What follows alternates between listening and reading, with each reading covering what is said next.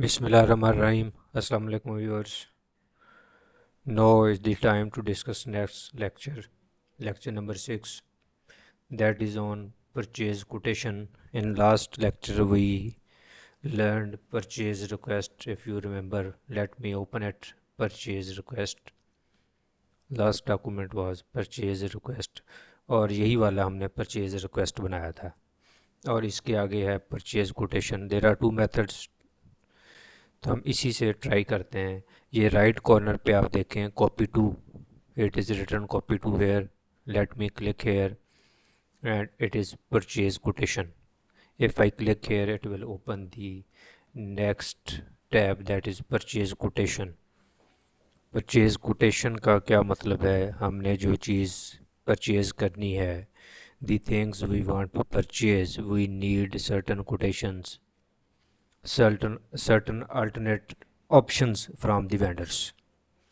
तो हमने वहीं से कॉपी किया, बजाय इसके हम इसको टाइप करते हैं, सारा कुछ करता है. हमें फैसिलिटी SAP बिजनेस वन देता है कि आप इसके राइट कॉर्नर पे गए, कॉपी टू पे गए और वहाँ से अपने ओपन किया और परचेज कोटेशन वहाँ से हमने ले ली. अब परचेज कोटेशन में फर्स्ट स्टेप परचेज वेंडर. आप क्या है purchase vendor?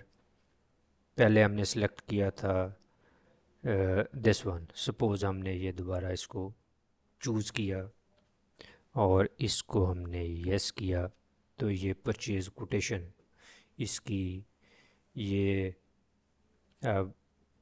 Vendor name, vendor का कॉन्टैक्ट नंबर, वेंडर की करेंसी, ये आप डॉक्यूमेंट देख सकते हैं. परचेज कोटेशन है ये. और आइटम ये थी कोटेशन जो हमने जिसकी हमने रिक्विजिशन दी थी, परचेज रिक्विजिशन. और इसमें ये हमने रिक्वायर्ड डेट डाली थी कि हमें इस डेट तक चाहिए. क्वांटिटी 10 ही थी इसमें और उसका रेट दिया हुआ था. इसमें आप देखें क्वांटिटी है, रेट नहीं आ रहा, क्योंकि ये कोटेशन हमने रिक्वायर करनी है. कोटेशन हमें आएगी, उसमें परचेज कोड की जाएगी. ये डेट्स वही हैं. इसका अपना यूनिक नंबर है. स्टेटस इसका ओपन है. इस स्टेटस को देखना भी इम्पोर्टेंट है. ओपन जब डॉक्यूमेंट होता है, it means there can be change, इसमें कुछ चेंज की जा सकती है. अब हमने कोटेशन दिए, कोई प्राइस नहीं आ रही कोटेशन की. ये कोटेशन हमें वेंडर की तरफ से ही आएगी. जब हम इसको सेंड करेंगे तो हमें वहाँ से कोटेशन आएगी. ये अगर हम क्वांटिटी पे क्लिक करते हैं, लेट मी चेक कि ये चेंज होती है. ये इसमें हम चेंज कर सकते हैं. क्वांटिटी हम 10 की ही रहने देते हैं ताकि हम इसको रिक्वायर्ड क्वांटिटी 10 है, कोटेड क्वांटिटी 10 ही है. कोटेड डेट, यही डेट हम अज्यूम कर लें, हमें इसी डेट पे ही चाहिए. और ये हम इसका नेक्स्ट स्टेप है purchase quotation. Where it came from? It came from requisition.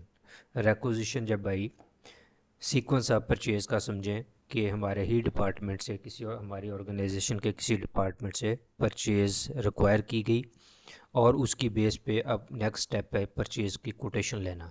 Quotation different vendor से जो हमारे इन कॉन्टैक्ट हैं, जिनके साथ हमारा ब्लैंकेट एग्रीमेंट है, उनसे, उनके अलावा भी हम परचेज़ की कोटेशन ले सकते हैं. फिर जो हमारे लिए फेवरेबल होगा वो हम उनको ऑर्डर प्लेस करेंगे. अब ये particular item number, date, quantity हमने मेंशन कर दी और ये हमारा वेंडर है, ये इसका नाम है. इसको हम ये कोटेशन हमारी इससे हम रिक्वायर करने लगे हैं. अगर मैं इसको सेव करता हूँ और ये सेव हो जाती है, इट मीन्स कि इस वेंडर के पास ये हमारी कोटेशन रिक्वायरमेंट पहुँच गई. Let me save this, then would see what happens. I press the document total is 0, continue. Okay, document continue. Total mean unit price etc etc. तो कोटेशन है, चूँकि हम इसमें कोई प्राइस नहीं दे रहे, इसको ऐसे ही इसको सेव करते हैं. Operation completed successfully. ये ऑपरेशन हमारा सक्सेसफुली कंप्लीट हो गया.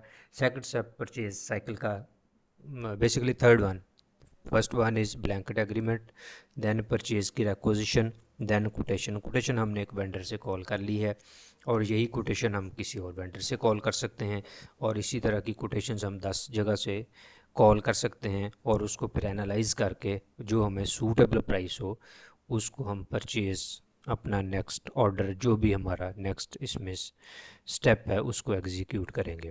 ये हमारा सिर्फ जो डिस्कशन थी ये परचेज़ कोटेशन के बारे में थी। उम्मीद है आपने अंडरस्टैंड किया होगा इसको, और इसमें अगर कोई क्वेरी हो तो आप ज़रूर पूछिएगा, इसको देने की कोशिश जवाब करेंगे।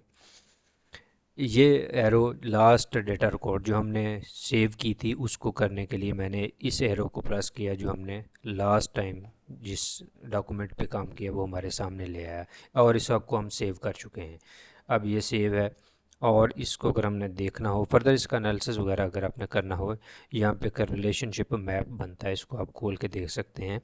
ये हमें कुछ इन्फॉर्मेशन देता है कि बिज़नेस पार्टनर आपने ये वाला सिलेक्ट किया, मीन वेंडर, परचेज कोटेशन आपने ये वाली 3 नंबर था उसका, इस डेट को प्लेस की, डॉलर शॉलर उसमें कुछ नहीं थे।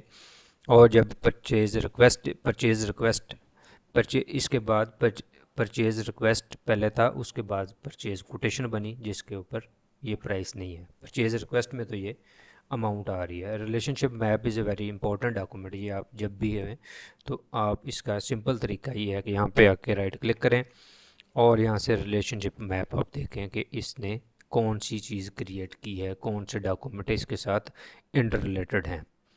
उम्मीद है जी ये लेक्चर आपको पसंद भी आया होगा और आपके लिए इन्फॉर्मेटिव भी होगा, और इसके बाद हम नेक्स्ट पे जाएंगे। Up till then take care, Allah हाफिज़।